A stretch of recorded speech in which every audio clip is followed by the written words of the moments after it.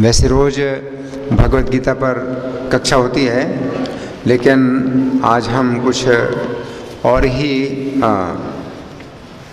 कथा सुनेंगे, क्योंकि ये जो समय है ये बहुत ही पवित्र समय चल रहा है। कार्तिक महीने के बाद अगला जो महीना है वो चल रहा है। जानते कौन सा महीना है अगला? है अग्रहायण। अग्रहायण का महीना है ना, बहुत पवित्र महीना है। भगवान कृष्ण कहते हैं मासानाम मार्गशीर्षोऽहम्, महीनों में मार्गशीर्ष का महीना। हाँ, तो ये कृष्ण का ही महीना है, मार्गशीर्ष का महीना बहुत पवित्र है। और इस महीने में और भी कुछ विशेष घटना हुई। ब्रज की कन्याओं ने कृष्ण को अपना पति बनाने के लिए पूरे महीने क्या किया था? कात्यायनी व्रत किया था ना, कात्यायनी का व्रत किया था। तो ये जो कथा है ये अनेक ग्रंथों में अलग अलग प्रकार से वर्णित है। तो आज हम सुनेंगे गर्ग संहिता से इस कथा को, तो आप लोग बड़े ध्यान से सुनिए, बहुत ही पवित्र कथा है।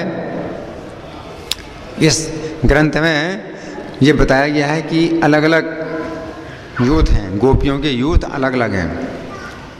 भगवान के जो है कितने अवतार हुए? भगवान के अनेक अवतार हुए, और प्रत्येक अवतार में कुछ स्त्रियां भगवान से आकर्षित होती हैं कि भगवान को अपना पति बनाना चाहती हैं। तो सभी अवतारों में जो अलग अलग स्त्रियां भगवान से मोहित थीं, उन सब की इच्छा पूर्ण हुई कृष्ण अवतार में, है ना। तो अलग अलग प्रकार की जो स्त्रियां हैं, तो उनके जो है अलग अलग यूथ हुए, है ना। जैसे भगवान राम के अवतार में जब भगवान जो है मिथिला में आए, उनका सीता जी से विवाह हुआ, तो मिथिलापुर की जो स्त्रियां थीं वो भगवान को अपना पति बनाना चाहती थीं। सीता के समान जो है वे भी भगवान राम को अपना पति बनाना चाहती थी, है ना। लेकिन राम एक पत्नी व्रती हैं, तो एक से अधिक पत्नी वे स्वीकार नहीं कर सकते हैं। लेकिन तो भी उन स्त्रियों की इच्छा पूरी करना चाहते हैं। तो उन्होंने वर दिया कि तुम जो है ब्रज में गोपियाँ बनोगी। जब मैं आगे कृष्ण के रूप में अवतार लूँगा तो तुम लोग ब्रज की गोपियाँ बनोगी। तो ये मिथिलापुर वासिनी हैं, गोपियाँ अलग हैं। इस प्रकार के 100 यूथ हैं अलग अलग। कौशलपुर वासिनी गोपियाँ, मिथिलापुर वासिनी गोपियाँ, अयोध्या वासिनी गोपियाँ, पुलिंद कन्या गोपियाँ, सुतल लोक वासिनी गोपियाँ, है ना, जलंधरपुर वासिनी गोपियाँ। इस प्रकार की बहुत सी अलग अलग प्रकार की गोपियाँ हैं। और ये कथा नारद जी सुना रहे हैं। किसको सुना रहे हैं? राजा बहुलासु को, जो मिथिला के राजा हैं। मिथिला के राजा बहुलासु, है ना। तो भगवान कृष्ण के समय में मिथिला के राजा थे बहुलासु, है ना। और भगवान राम के समय में मिथिला के राजा थे क्षीरध्वज, जो सीता के पिता थे। जनक तो सभी कहलाते हैं, जनक तो सभी कहलाते हैं, लेकिन सीता के जो पिता थे क्षीरध्वज नाम के जनक। उन्हीं की वंश परंपरा में जो राजा बहुलासु हुए, तो कृष्ण के अवतार काल में राजा बहुलासु, तो वही राजा बहुलासु सुन रहे हैं, ये सब कथाएं सुन रहे हैं, और नारद जी सुना रहे हैं ये कथाएं, है ना। तो जिस समय उनके वंश में बहुत पहले राजा क्षीरध्वज थे, मिथिला के राजा, उस समय भगवान राम है मिथिला में आए और सीता से विवाह किया था। उस समय की जो स्त्रियां भगवान से मोहित हुई थीं, तो वे इस अवतार में गोपियां बने हैं। तो वे जो है कैसे भगवान को अपना पति बनाती हैं? नारद जी कहते हैं, हे राजन, अब मिथिला देश में उत्पन्न गोपियों की कथा सुनो। ये दशाश्वमेध तीर्थ पर स्नान का फल देने वाला है। सोचिए, इस कथा को सुनने से कितना फल मिलेगा? दशाश्वमेध तीर्थ पर स्नान का फल मिलेगा। कौन जाएगा वहाँ स्नान करने के लिए? बैठे बैठे फल मिलेगा। अगर सुनोगे तो सुनो, सुनने में कुछ नुकसान नहीं है, फायदा कितना है आप सोच नहीं सकते कितना फायदा है। दशाश्वमेध तीर्थ पर स्नान का फल देने वाला है और भक्ति भाव को बढ़ाने वाला है। मैथिली नाम गोपिका नाम आख्यानम शृणु मैथिल दशाश्वमेध तीर्थस्य फलदम भक्ति वर्धनम। श्री राम के वरदान से जो 9 नंदों के घरों में उत्पन्न हुई थी वो मैथिली रूपा गोप कन्याएं परम कमनीय नंद नंदन का दर्शन करके उन पर मोहित हो गईं। श्री राम से वराज जाताम नवनंद गृह सुयाम कमनीयम नंद सोनुम दृष्टवाताम मोह मास्थिता। तो ये मिथिलापुर की जो स्त्रियां हैं भगवान राम के वरदान से अब जो गोपियां बनी हैं वो किन के घर में पैदा हुई हैं? 9 नंदों के घर में। कितने नंद हैं? 9 नंद हैं। कृष्ण के पिता नंद नहीं है। कृष्ण के पिता कौन है? नंदराज। नंदराज एक ही हैं, लेकिन नंद कितने हैं? 9 है ना। तो कृष्ण के पिता नंदराज हैं। नंदराज उसे कहते हैं जिसके पास 1 करोड़ गौएं हों, और नंद उसे कहते हैं जिसके पास 9 लाख गौएं हों। तो ब्रज में 9 नंद थे, यानी 9 व्यक्ति ऐसे थे जिनके पास 9 लाख गौएं थी। तो इस प्रकार से 9 नंदों के घर में ये पैदा हुई, है ना। तो कृष्ण नंदराज के पुत्र हैं और 9 नंदों की जो कन्याएं हैं ये मिथिला की स्त्रियां हैं जो 9 नंदों के घर में उत्पन्न हुई हैं। और जो है पिछले जन्म का जो प्रेम था तो वही जो है उनका प्रकट हो गया, कृष्ण का दर्शन करके प्रकट हो गया, उन पर मोहित हो गई। उन्होंने मार्गशीर्ष के शुभ महीने में कात्यायनी का व्रत किया और उनकी मिट्टी की प्रतिमा बनाकर वे षोडशोपचार से उसकी पूजा करने लगी। मार्गशीर्ष शुभे मासी चक्रो कात्यायनी व्रतम उपचार षोडश भी कृत्वा देवी मही मही। अब ये जो है कात्यायनी देवी का व्रत कर रही हैं, लेकिन इनके अंदर भौतिक कामना नहीं है। कृष्ण को पति बनाने की जो इच्छा है ये भौतिक इच्छा नहीं है, ये शुद्ध है ना। कृष्ण की सेवा करने की इच्छा है, ये इनके अंदर शुद्ध इच्छा है ना। तो वैसे कात्यायनी की कोई पूजा करे, दुर्गा की पूजा करे, नवरात्रि करे, है ना, तो वो जो है प्रशंसा की बात नहीं है, क्योंकि लोगों के अंदर भौतिक इच्छाएँ होती हैं। कोई पत्नी चाहता है या कोई पति चाहती है या कोई घर चाहते हैं, इंद्रिय तृप्ति भोग चाहते हैं, स्वर्ग की प्राप्ति करना चाहते हैं। तो इस प्रकार से जो दुर्गा की पूजा कात्यायनी की पूजा है तो उसकी प्रशंसा नहीं होती है, लेकिन इनकी प्रशंसा होती है क्योंकि दुर्गा की या कात्यायनी की पूजा करते हैं, लेकिन किस लिए कर रहे हैं? कृष्ण को पति प्राप्त करने के, पति रूप में प्राप्त करने के लिए, है ना। तो इसलिए इनका जो है बहुत गुण माना जाता है। ब्रज की कन्याओं का बहुत बड़ा गुण है कि कृष्ण को जो है पति रूप में प्राप्त करने के लिए पूजा करती हैं। उन पूजा जो कर रहे हैं कात्यायनी की, लेकिन दिमाग में क्या है? कृष्ण भावना, कृष्ण भावना भावित होकर के ये पूजा करती हैं, है ना। तो उनका जो संबंध है वो देवी से नहीं है, देवी से अपना कोई संबंध नहीं है उनका, बल्कि वो कृष्ण से संबंध बनाना चाहती हैं, इसलिए देवी की पूजा करती हैं, है ना। तो अरुणोदय की बेला में वे प्रतिदिन एक साथ भगवान के गुण गाती हुई आती और श्री यमुना जी के जल में स्नान कर दी थी, है ना। तो देवी का कीर्तन नहीं करती हैं, देवी की पूजा करते हैं लेकिन देवी का कीर्तन नहीं करती हैं। किसका कीर्तन करती हैं? कृष्ण का कीर्तन करते हैं, है ना। तो इससे क्या पता चलता है ना, कि हम कृष्ण का, विष्णु का, राम का ये कीर्तन करते हैं। शास्त्रों में ये बताया गया है कीर्तन गुणगान किसका करना है? कृष्ण का, राम का, विष्णु का, है ना। श्रवणम कीर्तनम विष्णु है, देवी का कीर्तन नहीं है। देवी की पूजा भी कर रहे हैं तो भी कृष्ण के को प्राप्त करने के लिए कर रहे हैं, है ना। तो केंद्र में कौन है? कृष्ण है, कृष्ण है केंद्र में, है ना। तो आजकल तो सब जो है चलता है ना, देवी का कीर्तन, देवी जागरण, है ना। तो ये यहाँ नहीं है, यहाँ पर जो है कृष्ण का जो है वो कीर्तन करती हुई यमुना जी के जल में स्नान करती हैं। अरुणोदय वेलायाम स्नाता श्री यमुना जले नित्यम समेता जगमुर गायन्त्यो भगवन् गुणान। एक दिन में ब्रजांगनाएं अपने वस्त्र यमुना जी के किनारे रखकर उनके जल में प्रविष्ट हुईं और दोनों हाथों से जल उलीचकर एक दूसरी को भिगोती हुई जल विहार करने लगीं। एकदाता स्ववस्त्राणि तीरे न्यस्य प्रजांगनाम विजहरुर यमुना तोये कराभ्याम सिंचतीर्मिथा। प्रातःकाल भगवान श्याम सुंदर वहाँ आए और तुरंत उन सब के वस्त्र लेकर कदम्ब पर आरूढ़ हो चोर की तरह चुपचाप बैठ गए। तासाम वासांसि सन्नीय भगवान प्रातरागतः त्वरम कदम्ब मारुह्य चौरवन मौनमास्थितः।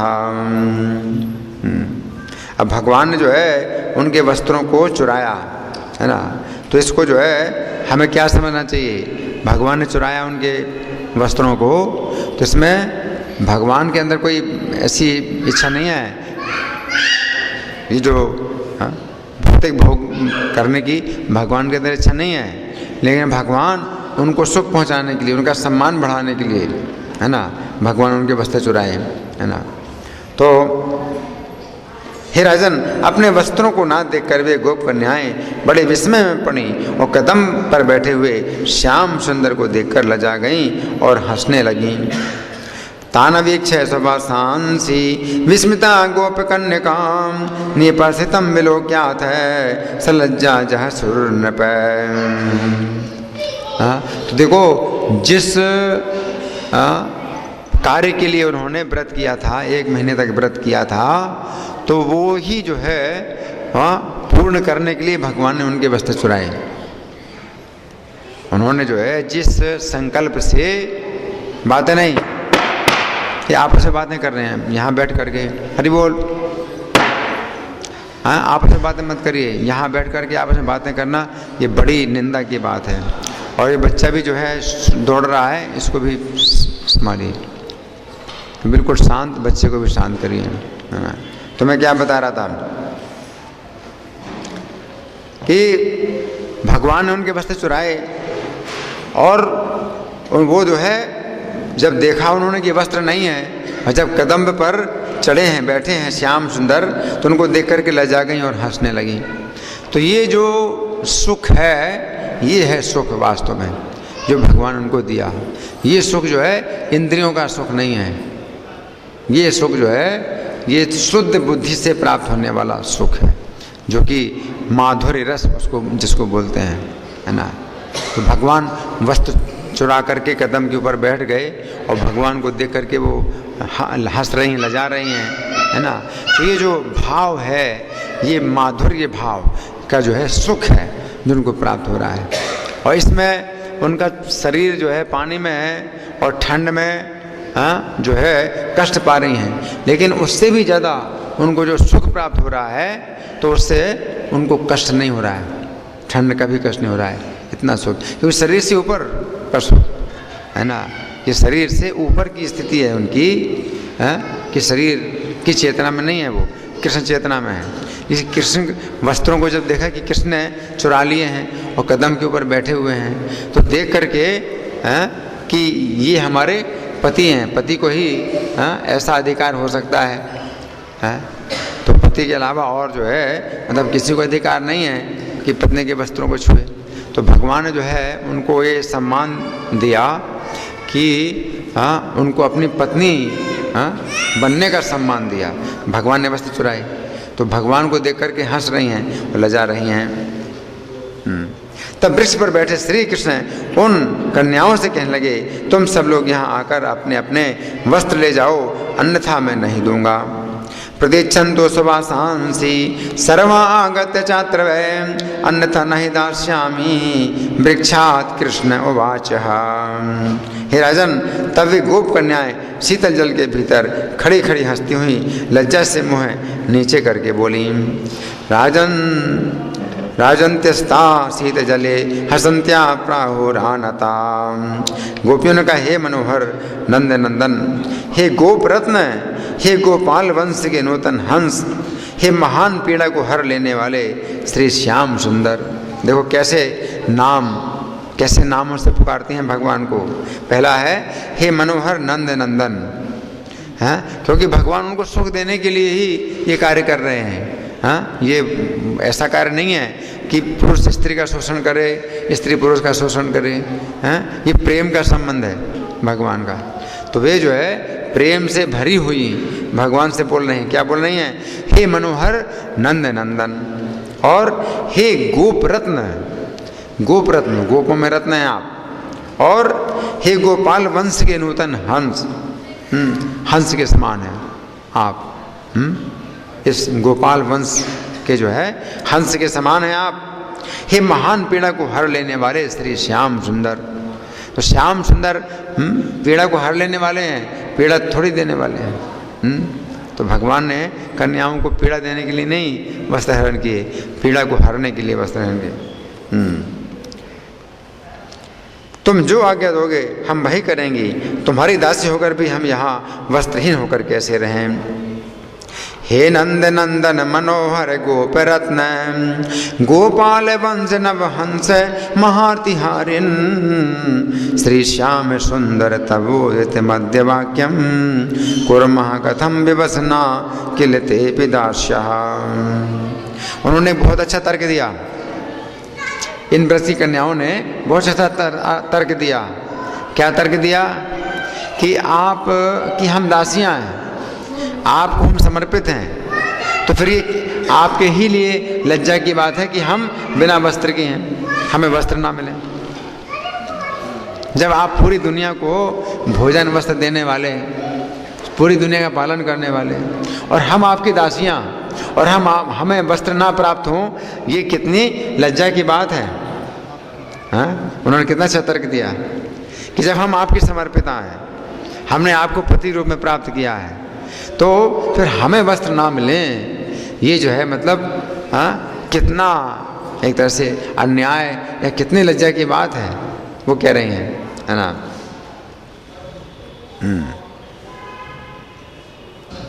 आप गोपियों के वस्त्र लूटने वाले और माखन चोर हैं, ब्रज में जन्म लेकर भी बड़े रसिक हैं, भय तो आपको छू भी नहीं सका है, हमारे वस्त्र हमें लौटा दीजिए, नहीं तो हम मथुरा नरेश के दरबार में आपके द्वारा इस अवसर पर की हुई बड़ी भारी अनीति की शिकायत करेंगी। गोपांगना वसन मुन नवनीत हारी जातो ब्रजे तिरसिका किल निर्भयोसी वासांसि देहि नहीं चेन मथुराधिपाय वक्ष्यामहे नयमति वैकुतम त्ययात्र। तो क्या कह रही हैं कि आप ब्रज में जन्म लेकर भी बड़े रसिक हैं, ब्रजे अति रसिका, ब्रज में जन्म लेकर के भी बड़े रसिक हैं। तो आप ब्रज के नागर हैं। ब्रज में जो है जितने निवासी हैं वे सब क्या हैं? गांव के निवासी हैं। गांव के निवासी जो है गंवार होते हैं, गांव के निवासी गंवार होते हैं, अशिक्षित होते हैं, है ना, और वे रस लेना नहीं जानते, है ना, वे तो काम करना जानते हैं, परिश्रम करना जानते हैं, है ना। लेकिन ब्रज में होकर के आप बहुत रसिक हैं, आप नागर हैं, आप चतुर हैं, तो आप आनंद लेते हैं ब्रज में, है ना। तो आपके अंदर ऐसे गुण हैं जो ब्रज में किसी के अंदर नहीं है ना। तो आप जो है हर चीज़ का आनंद लेते हैं, आनंद देते हैं, तो आपके अंदर ये गुण है। ब्रज में और कोई ऐसा नहीं है आपके जैसा। आप जो है ब्रज में जन्म लेकर भी बड़े रसिक हैं। ब्रजे अति रसिका और किल निर्भयोसी, आपको भय छू भी नहीं सका, आप बिल्कुल निर्भय हैं, आपको किसी बात का भी भय नहीं है ना। कितने भय आए, कितने संकट आए, है ना, आपने सब दूर किए, सबके भय दूर किए, है ना। तो आपको कहाँ भय? आपको कोई भय नहीं है ना, आपको भय नहीं है। फिर हमारे वस्त्र हमें लौटा दीजिए, वासांसि देहि नहीं चेन मथुरा अधिपाय, हमें वस्त्र दीजिए, नहीं तो मथुरा के राजा से हम आपके द्वारा किया हुआ बहुत बड़ा अन्याय बताएंगे। हम मथुरा के राजा से बताएंगे बहुत बड़ा अन्याय। ये बात जो है, जो ब्रज कन्याएं बोल रही हैं, ये कुछ ऐसा नहीं बोल रहे हैं कि मतलब ऐसा करेंगी, वो वस्त्र प्राप्त करने के लिए कुछ भी मतलब बोल रही हैं, लेकिन वो ये नहीं सोच रही हैं कि उन्हें क्या करना है, क्या करना चाहिए हैं। तो वस्त्र पाने के लिए वो कुछ भी मतलब बोल रही हैं, बोलना चाहती हैं। तो कह रहे हैं कि आपका ये बहुत बड़ा अन्याय है, कह रही हैं। लेकिन भगवान क्या बताना चाहते हैं कि मेरी तरफ से कोई अन्याय नहीं है, मैं तो न्याय कर रहा हूँ तुम्हारे साथ। क्या न्याय कर रहा हूँ? तुम्हारे व्रत का पुरस्कार दे रहा हूँ, अन्याय नहीं कर रहा हूँ, तुम्हें दंड नहीं दे रहा हूँ। तुमने जिस कार्य के लिए व्रत किया है उसका मैं पुरस्कार दे रहा हूँ, है ना, कि तुम जिस संकल्प के साथ तुमने व्रत किया है। तो भगवान ने क्या कहा? श्री भगवान बोले, सुंदर मंद हास से शोभित होने वाली हे गोपांगनाओं, ये तुम मेरी दासियां हो, तो उस कदम्ब की जड़ के पास आकर अपने वस्त्र ले लो, नहीं तो मैं इन सब वस्त्रों को अपने घर उठा ले जाऊंगा। इन सब वस्त्रों को अपने घर ले जाऊंगा। भगवान ने कहा तुम जो है वृक्ष के नीचे आओ और वस्त्र ले लो, अतः तुम अविलंब मेरे कथनानुसार कार्य करो। श्री भगवान वाच, दास्यो ममेव यदि सुंदर मंदहासां इच्छन्तु वैतिकिल चात्र कदम्ब मूले नो चेत समस्त वसनानि नयामि गेहां तस्मात् करिष्यते ममेव वचो विलम्बात्। तो भगवान ने फिर क्या कहा कि जब तुमने कहा कि हम तुम्हारी दासियां हैं, हम तुम्हारी दासियां हैं, उन्होंने ये तर्क दिया था कि हम तुम्हारी दासियां होकर के वस्त्र रहित हैं, ये कितनी लज्जा की बात है, आपके ही लिए ये बड़ी शर्म की बात है कि हम आपकी दासियां हैं और हम वस्त्र रहित हैं, है ना। तो भगवान क्या बोले कि तुम मेरी दासियां हो तो मेरे आदेश के अनुसार कार्य करो, है ना। कितना भगवान का तर्क कितना शक्तिशाली है कि अगर तुम मेरी दासियां हो तो मेरे कथन के अनुसार कार्य करो। और वस्त्रों के बिना तुम नहीं रहोगी, तो वस्त्र मैं दूंगा, है ना, तो मेरे हाथ से वस्त्र लो, है ना। तो भगवान के हाथ से वस्त्र लेना कितने सम्मान की बात है ना, कि भगवान अपने हाथ से वस्त्र देंगे, है ना। तो भगवान ने कहा वस्त्र लो, तुम वस्त्रों के बिना नहीं रहोगी, लेकिन मेरे आदेश का पालन करो, भगवान कह रहे हैं, है ना। दास्यो ममेव यदि सुंदर मंद हासा, तुम्हारी हंसी बहुत सुंदर है और मंद मुस्कान है। इच्छन्तु वैत्य केल चात्र कदम्ब मूले, इस कदम्ब के नीचे आओ। नोचे समस्त वस्त्रान नयामि गेहां, अन्यथा मैं सब वस्त्र अपने घर ले जाऊंगा। भगवान कह रहे सब वस्त्र मैं अपने घर ले जाऊंगा। तो भगवान का भी एक कुछ ऐसा इरादा नहीं है कि वस्त्र घर ले जाएंगे, अपने घर ले जाके क्या करेंगे भगवान उन वस्त्रों को। जैसे उन्होंने कहा कि हम शिकायत करेंगे मथुरा के राजा से, कंस से शिकायत करेंगे, तो वो भी उनका कोई इरादा नहीं था कि कंस से शिकायत करें। उसी प्रकार से भगवान का भी कोई इरादा नहीं है कि वस्त्रों को अपने घर ले जाएं। लेकिन जैसे वो कह रही हैं हम ऐसा करेंगे, लेकिन करना तो नहीं है, ऐसे भगवान कह रहे हैं हम भी ऐसा करेंगे, करना तो नहीं है ना। ठीक है, नहीं तो मैं वस्त्र अपने घर ले जाऊँगा। तस्मात् करिष्यते ममेव वचो विलम्बात्, इसलिए मेरे वचन का पालन बिना विलंब के करो, अविलंब मेरे वचन का पालन करो।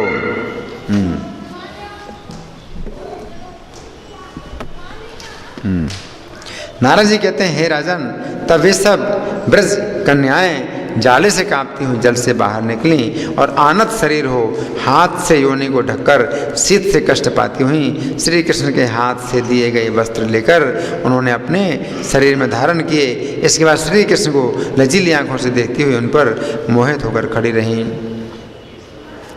तदाता निर्गता सर्वा जलान् गोप्योति वेपितां आनता योनिमाच्छाद्य पाणिभ्यां शीतकर्षितां कृष्णदत्ता निवासांसि ददु सर्वा प्रजांगनां मोहिता शासितास्तत्र कृष्णे लज्जायते क्षणाम्। उनके परम प्रेम सूचक अभिप्राय को जानकर मंद मंद मुस्कुराते हुए श्याम सुंदर श्री कृष्ण उन पर चारों ओर से दृष्टिपात करके इस प्रकार बोले। ता ज्ञात्वा तासाम अभिप्रायम परम प्रेम लक्षणम आहे मंदस्मिता कृष्णा समन्तान दीक्षिता वचः। तो भगवान ने उनका अभिप्राय जान करके, क्या है, परम प्रेम लक्षण, परम प्रेम का लक्षण जान करके, है ना। तो ये जो व्रत की कन्याएं हैं इनके अंदर परम प्रेम का लक्षण है ना।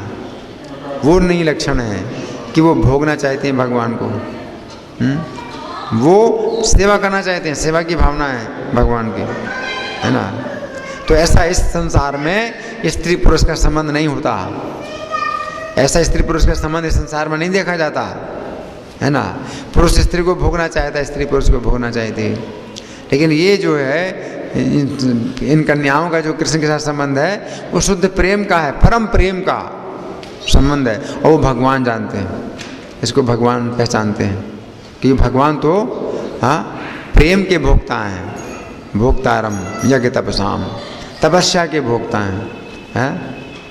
भगवान जो है उसको भोगते हैं।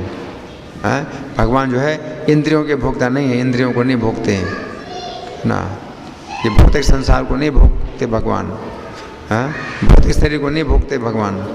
भगवान भोगते हैं, तपस्या को भोगते हैं, यज्ञ को भोगते हैं, है ना। उनका जो शुद्ध प्रेम भाव है ना उसको भगवान भोगते हैं, है ना।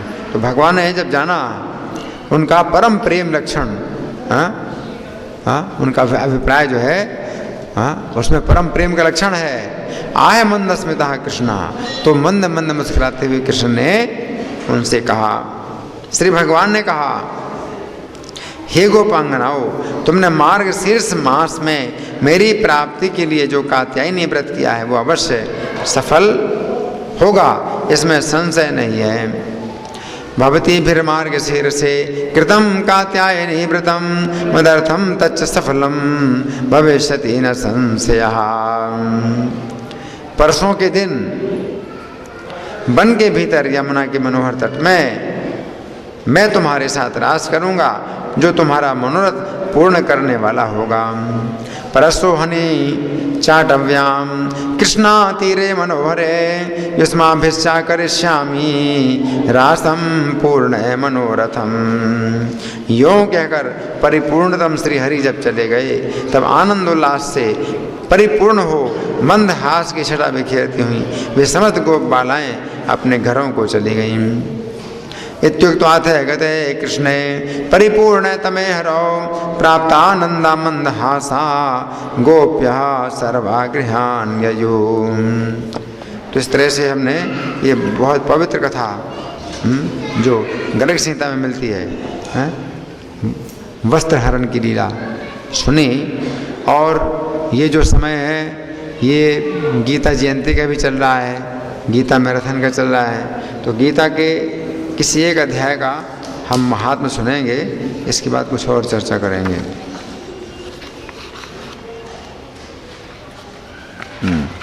अच्छा, पहले अध्याय का महात्म्य सुनिए। गीता के प्रत्येक अध्याय का की महात्म्य की एक एक अलग कथा है ना, पद्म पुराण में। तो पहले अध्याय की कथा है ना, तो सुनिए। पार्वती जी जो है शिव जी से पूछती हैं, सुनने सब लोग ध्यान से। पार्वती जी शिव जी से पूछती हैं कि हे देव, आप सब तत्वों के ज्ञाता हैं, आपकी कृपा से मुझे श्री विष्णु संबंधी नाना प्रकार के धर्म सुनने को मिले। शिव जी ने विष्णु से संबंधित बहुत से धर्म पार्वती को सुनाए जो समस्त लोक का उद्धार करने वाले हैं। देवेश, अब मैं गीता का महात्म्य सुनना चाहता हूँ, चाहती हूँ।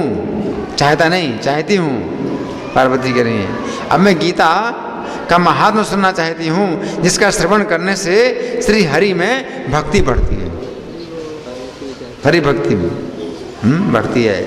महादेव जी बोले, जिनका श्री विग्रह अलसी के फूल की भांति श्याम वर्ण का है, जिनका श्री विग्रह यानी शरीर अलसी के फूल की भांति श्याम वर्ण का है, पक्षीराज गरुड़ ही जिनके वाहन है, जो अपने महिमा से कभी च्युत नहीं होते और शेषनाग की शैया पर शयन करते हैं, उन भगवान महाविष्णु की हम उपासना करते हैं। एक समय की बात है, मुर दैत्य के नाशक भगवान विष्णु शेषनाग के रमणीय आसन पर सुखपूर्वक विराजमान थे। वो समस्त लोगों को आनंद देने वाली भगवती लक्ष्मी ने आदर पूर्वक प्रश्न किया।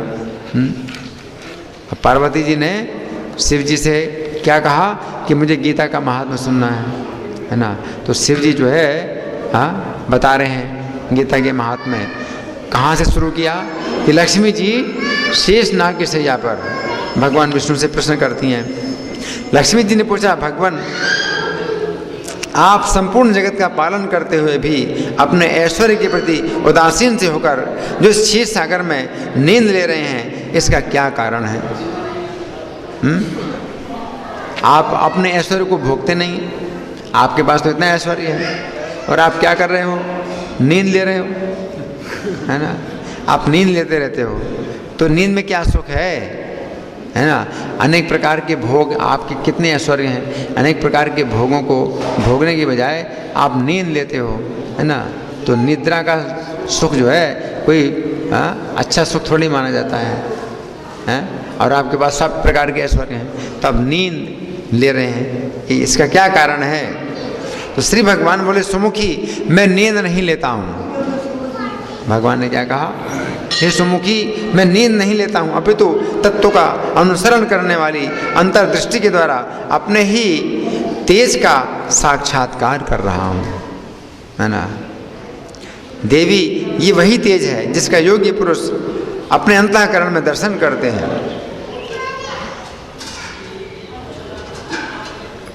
तथा जिसे विद्वान वेदों का सार तत्व निश्चित करते हैं।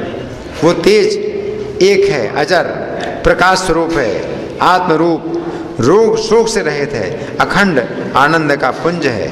इस जगत का जीवन उसी के अधीन है, मैं उसी का अनुभव करता हूँ। देवेश्वर यही कारण है कि मैं तुम्हें नींद लेता सा प्रतीत हो रहा हूँ। लक्ष्मी जी ने कहा, ऋषिकेश आप ही योगी पुरुषों के ध्येय हैं, आपके अतिरिक्त भी कोई ध्यान करने योग्य तत्व है?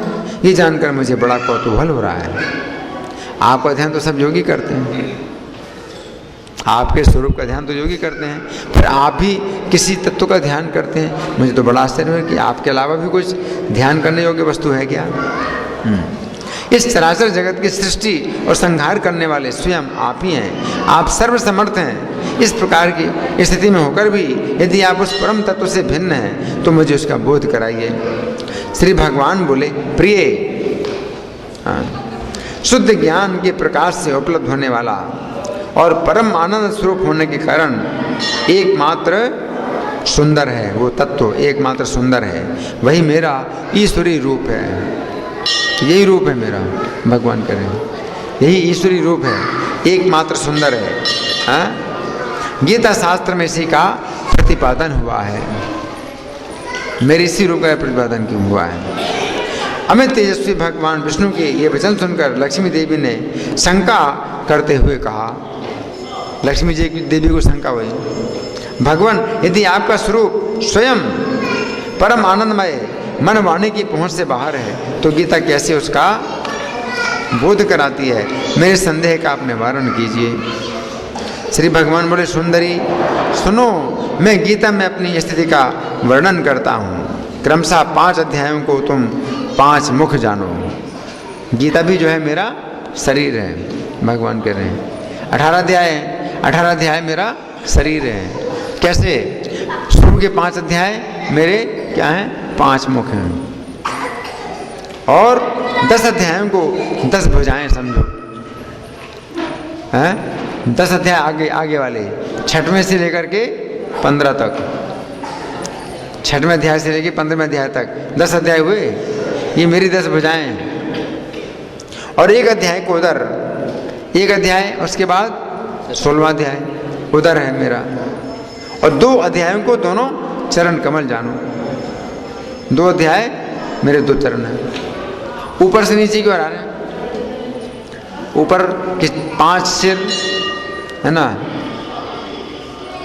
5 मुख हैं पहले, है ना, और फिर मुख के नीचे भुजाएं, 10 भुजाएं, है ना, और फिर 1 उधर और 2 पैर, 18 हो गए। 5 और 10, 1 और 2, 18 हो गए ना, 18 अध्याय। इस प्रकार 18 अध्यायों की वांगमयी ईश्वरीय मूर्ति ही समझना चाहिए। शृणोसु श्रोणे वक्ष्यामि गीतासु स्थितिमात्मनः वक्त्राणि पंचजानी पंचाध्यायान अनुक्रमान् दशाध्यायान भुजाश्चैकम् उदरम द्वैपदाम्बुजे एवं अष्टादशाध्यायी। वांगमयी मूर्तिरीश्वरी। ये ज्ञान मात्र से ही महान पापों का नाश करने वाली है। जो उत्तम बुद्धि वाला पुरुष गीता के एक या आधे अध्याय का अथवा एक या आधे या चौथाई श्लोक का भी प्रतिदिन अभ्यास करता है, वो सुशर्मा के समान मुक्त हो जाता है। जो उत्तम बुद्धि वाला पुरुष गीता के एक या आधे अध्याय का अथवा एक आधे या चौथाई श्लोक का भी प्रतिदिन अभ्यास करता है, वो सुशर्मा के समान मुक्त हो जाता है। श्री लक्ष्मी जी ने पूछा, देव सुशर्मा कौन था, किस जाति का था और किस कारण से उसकी मुक्ति हुई? श्री भगवान बोले, प्रिय सुशर्मा बड़ी खोटी बुद्धि का मनुष्य था, पापियों का वह शिरोमणि था। उसका जन्म वैदिक ज्ञान से शून्य एवं क्रूरता पूर्ण कर्म करने वाले ब्राह्मणों के कुल में हुआ था। वो ना ध्यान करता था, ना जप, ना होम करता था, ना अतिथियों का सत्कार। वो लंपट होने के कारण सदा विषयों के सेवन में ही आसक्त रहता था। हल जोतता और पत्ते बेचकर जीविका चलाता था। ब्राह्मण के कुल में पैदा हुआ है, लेकिन क्या करता था? हल जोतता था और पत्ते बेचकर जीविका चलाता था। उसे मदिरा पीने का व्यसन था। मदिरा पीने का व्यसन था और वो मांस भी खाया करता था। इस प्रकार उसने अपने जीवन का दीर्घ काल व्यतीत कर दिया। एक दिन मूढ़ बुद्धि सुशर्मा पत्ते लाने के लिए किसी ऋषि की वाटिका में घूम रहा था। पत्ते तोड़ करके बेचेगा और पैसा कमाएगा। तो पत्ते लाने के लिए किसी ऋषि की वाटिका में घूम रहा था। इसी बीच में काल रूपधारी काले सांप ने उसे डस लिया। सुशर्मा की मृत्यु हो गई। तदनंतर वो अनेक नरकों में जाकर वहाँ की यातनाएं भोग करके मर्त्य लोक में लौट आया। नरक में अनेक यातनाएं भोगी, इसके बाद मर्त्य लोक में आया और वहाँ बोझ ढोने वाला बैल बना। नरक से भी जब वो आया तो मनुष्य जीवन नहीं प्राप्त हुआ, बोझा ढोने वाला बैल बना। उस समय किसी पंगु ने अपने जीवन को आराम से व्यतीत करने के लिए उसे खरीद लिया। पंगु लंगड़ा, लंगड़े व्यक्ति ने अपने जीवन को आराम से बिताने के लिए इसको बैल को खरीद लिया। लंगड़ा चल नहीं पाता है तो इसके ऊपर बैठ करके चलेगा, है ना। जैसे आजकल जो है लंगड़े लोग हैं तो हाथ की पहिए वाली हाथ की गाड़ी ले लेते हैं, उसमें चलते हैं। तो समय तो ये हाथ की गाड़ी नहीं चलती थी, तो बैल खरीद लिया, इसके ऊपर बैठ करके चलूँगा। बैल ने अपनी पीठ पर पंगु का भार ढोते हुए बड़े कष्ट से 7-8 वर्ष बिताए। एक दिन पंगु ने किसी ऊंचे स्थान पर बहुत देर तक बड़ी तेजी के साथ उस बैल को घुमाया। इससे वो थककर बड़े वेग से पृथ्वी पर गिरा। देखो बैल की होने में कितना कष्ट है, और वो लगड़ा जो है पता नहीं क्यों घुमा रहा, ऊपर ऊंचे स्थान में घुमा रहा है, तो थक करके बेचारा गिरा, बड़ी तेजी से नीचे गिरा और मूर्छित हो गया। उस समय वहाँ कुतूहलवश आकृष्ट हो बहुत से लोग एकत्रित हो गए। अब बैल गिर गया नीचे, अब निकालने के लिए कोई क्रेन भी नहीं थी। आजकल क्रेन से निकाल लेते ना, अब गड्ढे से कौन निकालेगा बैल को। तो बहुत लोग एकत्रित हो गए। उस जन समुदाय में से किसी पुण्यात्मा व्यक्ति ने उस बैल का कल्याण करने के लिए उसे अपना पुण्य दान किया, कि सुखपूर्वक शरीर छूट जाए इसका, इसके लिए अपना पुण्य दे रहे हैं सब लोग, है ना। तो इस तरह की विधि होती थी। ये थोड़ी है कि भाई अब वो जो है गड्ढे में गिर गया है तो उसको मार दो। आजकल लोग यही सोचते हैं, अगर बैल जो है मान लो गड्ढे में गिर गया है, अब वो निकल नहीं सकता है, तो क्या करो, मार डालो, बेचारा कष्ट पा रहा है, कष्ट छूट जाएगा, तो हत्या करते हैं, है ना। जैसे गांधी जी से भी किसी ने पूछा, कोई बछड़ा जो है रोग से कष्ट पा रहा था, तो गांधी जी ने आज्ञा दे दी कि हत्या कर दो बछड़े की, है ना। मतलब जितनी अपनी बुद्धि थी, अपनी बुद्धि से सोचा कि हत्या कर दो, बेचारे कष्ट से छूट जाए, लेकिन विधि नहीं है, ये विधि नहीं है। विधि क्या है कि भाई भगवान से प्रार्थना करो इसके प्राण छूट जाएं सुखपूर्वक, प्रार्थना, अपने पुण्य दे रहे हैं लोग, तो विधि ये होती है। ये विधि नहीं होती कोई कष्ट पा रहा है तो गोली मार दो, हत्या कर दो, या सिर काट दो, चाकू मार दो, हत्या कर दो, ये विधि नहीं होती है ना। तो तत्पश्चात कुछ दूसरे लोगों ने भी अपने अपने पुण्यों को याद करके उन्हें उसके लिए दान किया। सब ने अपना अपना पुण्य याद किया, भाई मैंने प्रयाग में जाके स्नान किया था, वो पुण्य मैं इसको दे रहा हूँ, इस बैल को, तो ये अपने सुखपूर्वक प्राण छोड़ दे। तो सब ने अपना अपना पुण्य याद किया कि मैंने ये पुण्य किया था, मैंने वो पुण्य किए थे, मैं वो दे रहा हूँ, मैं अपना वो पुण्य दे रहा हूँ, मैं अपना वो पुण्य दे रहा हूँ। सब लोग अपना अपना पुण्य दे रहे हैं उस बैल को। उस भीड़ में एक वेश्या भी खड़ी थी। वेश्या के क्या पुण्य, उसके तो पाप ही पाप है। वेश्या खड़ी थी, उसे अपने पुण्य का पता नहीं था, तो भी उसने लोगों की देखा देखी उस बैल के लिए त्याग किया। अगर मेरा कोई पुण्य हो तो वेश्या का क्या पुण्य, उसके तो पाप ही पाप है। उसने कहा अगर मेरा कोई पुण्य हो तो मैं दे रही हूँ इस बैल के लिए। तब यमराज के दूत उस मरे हुए प्राणी को पहले यमपुरी में ले गए। बैल यमपुरी में ले गए। वहाँ ये विचार कर कि वेश्या के दिए हुए पुण्य से पुण्यवान हो गया है, उसे छोड़ दिया गया। फिर वो पृथ्वी में आकर उत्तम कुल और शील वाले ब्राह्मणों के कुल में उत्पन्न हुआ। उस समय भी उसे अपने पूर्व जन्म की बातों का स्मरण बना रहा। वेश्या के पुण्य से प्राण भी छूट गए सुखपूर्वक, और ब्राह्मण के कुल में उत्तम कुल शील वाले ब्राह्मणों के कुल में उत्पन्न हुआ। उस समय भी उसे अपने पूर्व जन्म की बातों का स्मरण बना रहा। वेश्या के पुण्य से पिछले जन्म की बात का भी स्मरण रहा, क्या कि मैं बैल था। बहुत दिनों के बाद अपने अज्ञान को दूर करने वाले कल्याण तत्व का जिज्ञासु होकर उस वेश्या के पास गया। उसके दान की बात बतलाते हुए उसने पूछा, तुमने कौन सा पुण्य दान किया था? उस वेश्या से पूछता है कि तुमने कौन सा पुण्य दिया था मुझे? तुम्हारे पुण्य से मैं बैल के शरीर से सुखपूर्वक प्राण छोड़ करके और उत्तम ब्राह्मण कुल में पैदा हुआ हूँ। तो वो कौन सा पुण्य था आपका? वो सुशर्मा पूछता है। वेश्या ने उत्तर दिया, वो पिंजरे में बैठा हुआ तोता प्रतिदिन कुछ पढ़ता है, उससे मेरा अंतःकरण पवित्र हो गया है, उसी का पुण्य मैंने तुम्हारे दान किया था। वेश्या बोली, अब वो मैं नहीं जानता क्या पढ़ता है, लेकिन तोता पिंजरे में कुछ पाठ करता है, उसको सुनने से मेरा हृदय पवित्र हो गया है, तो मैंने वो पुण्य दान किया था तुमको, है ना। पता नहीं है क्या पढ़ता है, सोचिए। इसके बाद उन दोनों ने तोते से पूछा,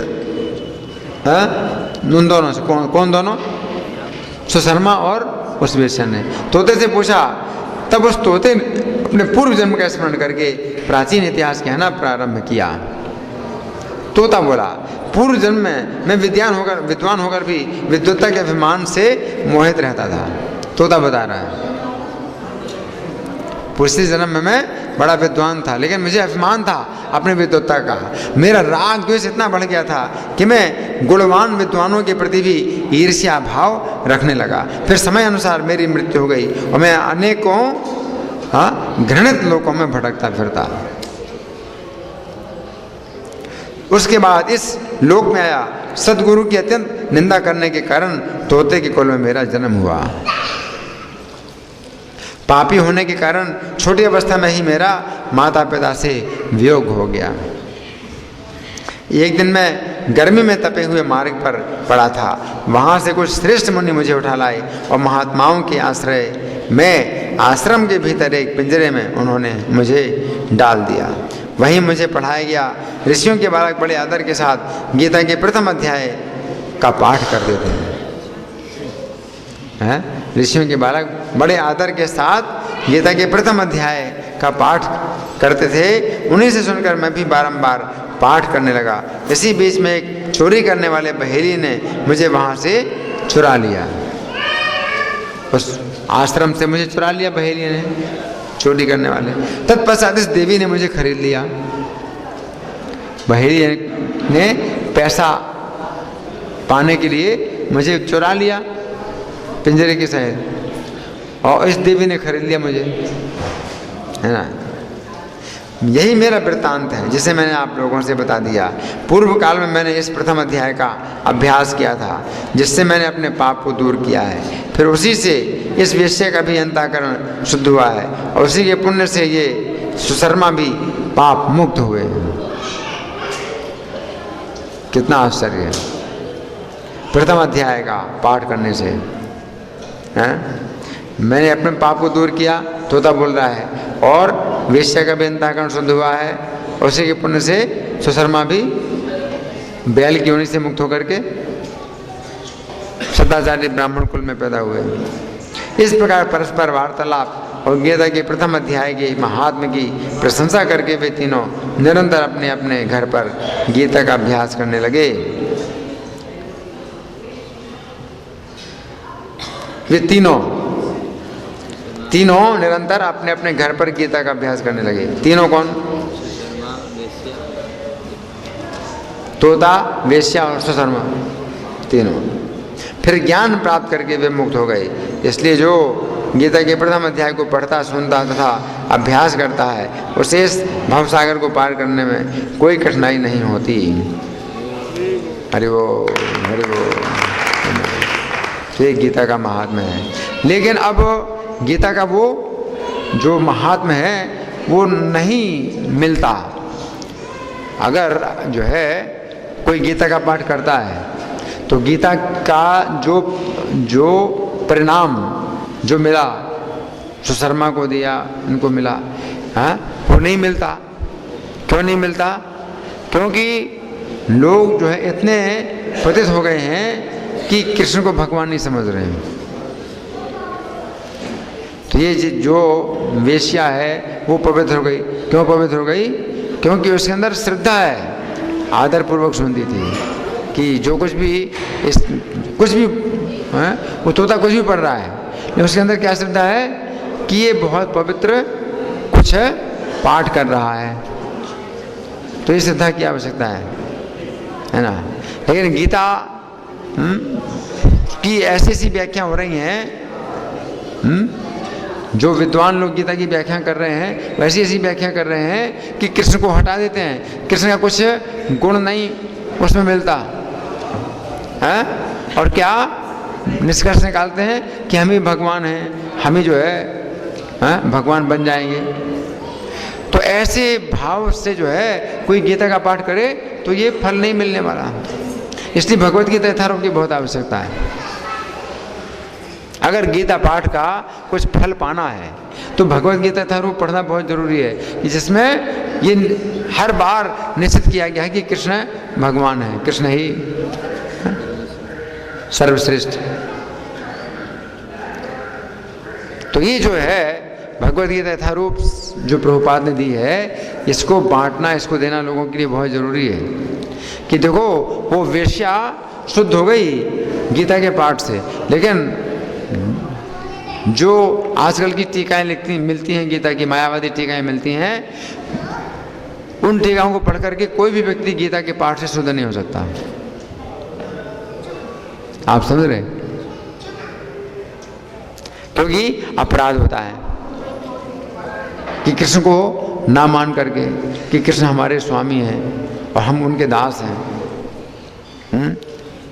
या ये मानना कि कृष्ण स्वामी हम दास हैं, लेकिन एक दिन ऐसा भी होता है कि हम भी स्वामी बन जाएंगे। तो इससे भी गीता के पाठ से लाभ नहीं होगा। इसलिए भगवत गीता यथारूप की बहुत आवश्यकता है ना। तो भगवत गीता यथारूप अगर आप लोगों को देते हैं तो वे जो है हर पेज में प्रभुपाद जो है ये समझाते हैं कि कृष्ण ही परमेश्वर है, कृष्ण ही भगवान है। हैं? एक ब्राह्मण था, वो गीता का पाठ करता था, तो वो गीता के अर्थ को नहीं जानता था, अशुद्ध पाठ करता था, लेकिन तो भी कृष्ण का उसको आलिंगन प्राप्त हो गया। क्यों? केवल ये सोच करके कि कृष्ण जो है परमेश्वर होते हुए भी अर्जुन का रथ हाँक रहे हैं, उनकी कितनी बड़ी दया है। इतने से भी जो है गीता का पाठ करने से कोई व्यक्ति फल प्राप्त कर सकता है। ले जो मायावादी सिद्धांत है, मायावादी भाव से सुनने ले भय सर्वनाश, मायावादी भाव से सुन करके सब नाश हो जाएगा, है ना। फिर गीता पाठ करने से भी कुछ फल नहीं मिलेगा, है ना। इसलिए भगवत गीता तथा रूप की बहुत आवश्यकता है ना। तो आप अपने लिए तो लेना ही है, अपने लिए तो पढ़ना ही है, और भी लोगों को के लिए आप भी जिनका आप भला करना चाहते हैं, अपना भला, दूसरों का भला, सबका भला, है ना। ग्रंथराज श्रीमद् भगवद गीता की जय, जगत गुरु शिला प्रभुपाद की जय। श्री राधा पार्थ सारथी ललिता विशाखा गौरदाई सीताराम लक्ष्मण हनुमान प्रहलाद नरसिंह देव की जय हो।